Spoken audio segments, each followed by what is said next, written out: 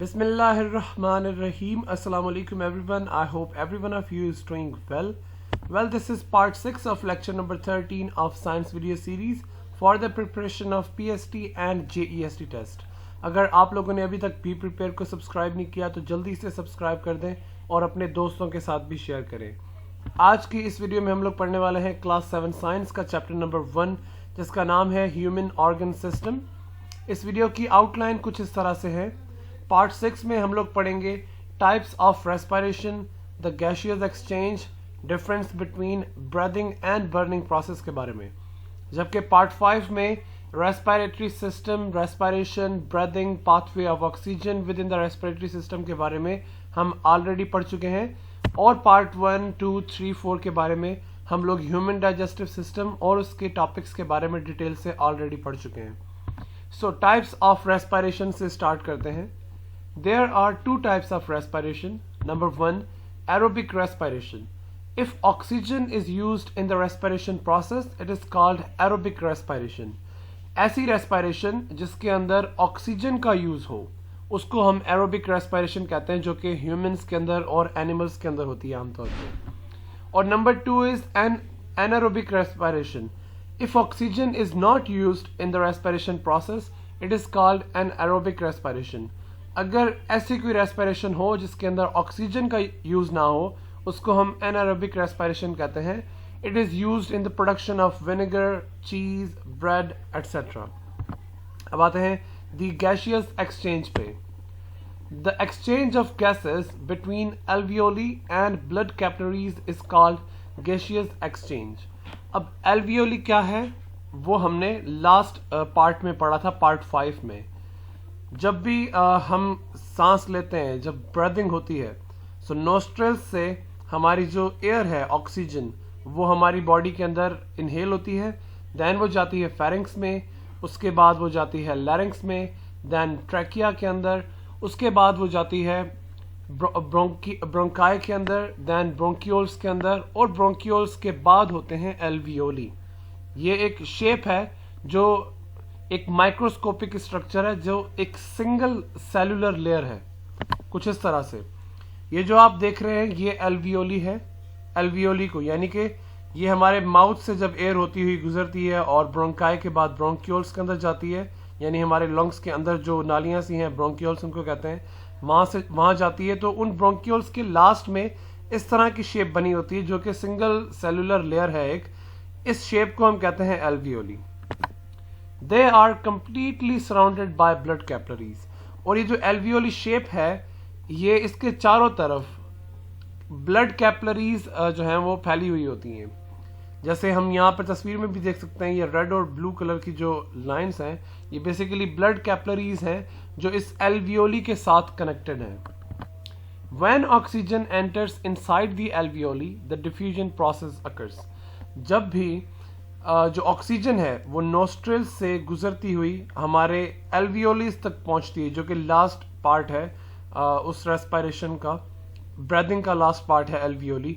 जब वहां पे पहुंचती हैं तो उसके बाद क्या होता है, वहां पर गैशियस एक्सचेंज जो है वो अक्कर होता है और वहां पे गैसेस जो हैं वो डिफ्यूज होना शुरू होती हैं ब्लड कैपिलरीज के अंदर। अब होता क्या है और किस तरह से होता है वो अभी हम देखते हैं। द ऑक्सीजन फ्रॉम एल्वियोली, जो कि हाई लेवल है, diffuse in blood capillaries which is low level. अब लो लेवल और हाई लेवल का यहाँ पर क्या मतलब है, एक पार्ट है एल्वियोली, दूसरी है ब्लड कैपिलरीज।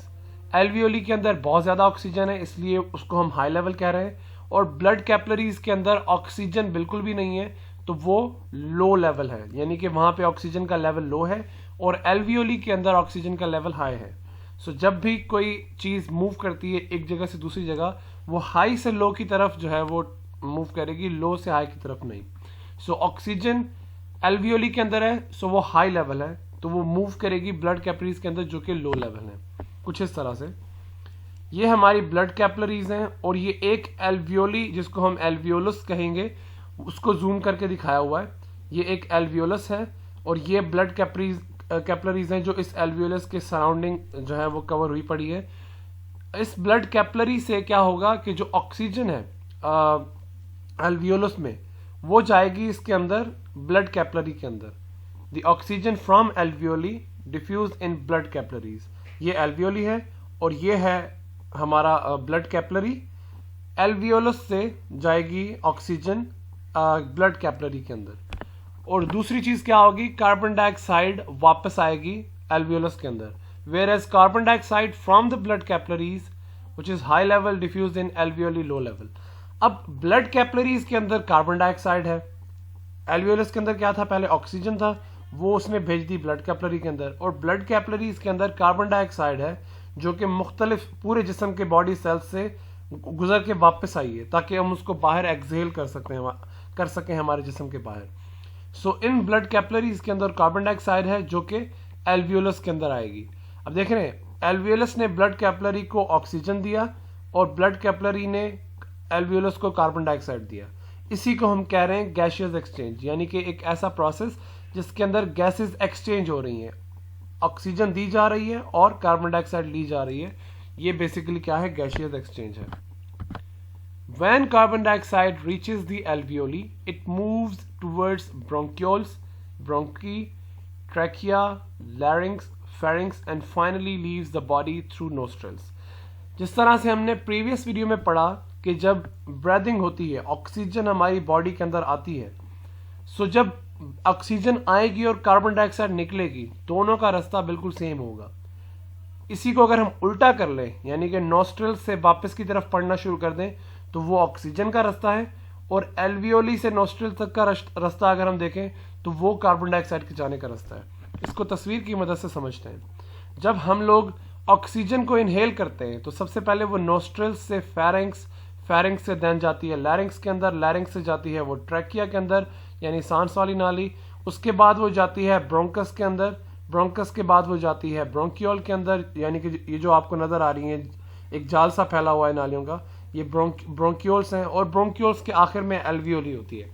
वहां से अभी हमने पीछे देखा कि वहां से ब्लड कैपिलरीज के अंदर ऑक्सीजन जो है वो शामिल हो जाता है। तो वो शामिल होने के बाद जब वहां से कार्बन डाइऑक्साइड वापस आता है तो उसका रास्ता भी यही है, लेकिन इसका उल्टा।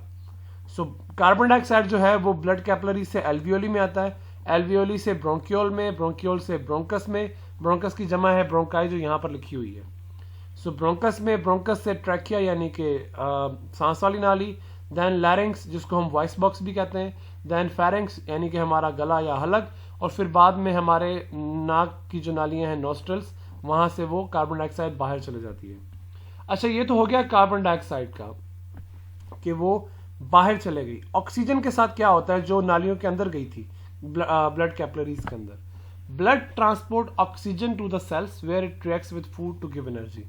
अभी जो हमने पीछे देखा, कार्बन डाइऑक्साइड को तो हमने एक्सहेल कर दिया यानी कि जिस्म से बाहर निकाल दिया, लेकिन एल्वियोली से जो ऑक्सीजन गई थी ब्लड कैपिलरी के अंदर, उसके साथ क्या हुआ, वो ब्लड कैपिलरी के अंदर जो ब्लड था वो उस ऑक्सीजन को लेके जाएगा तमाम सेल्स तक, जहां पर पहले से मौजूद जो फूड है जो हमने डाइजेस्टिव सिस्टम में पढ़ा था, वो फूड और वो ऑक्सीजन आपस में रिएक्ट करेंगे और एनर्जी को प्रोड्यूस करेंगे।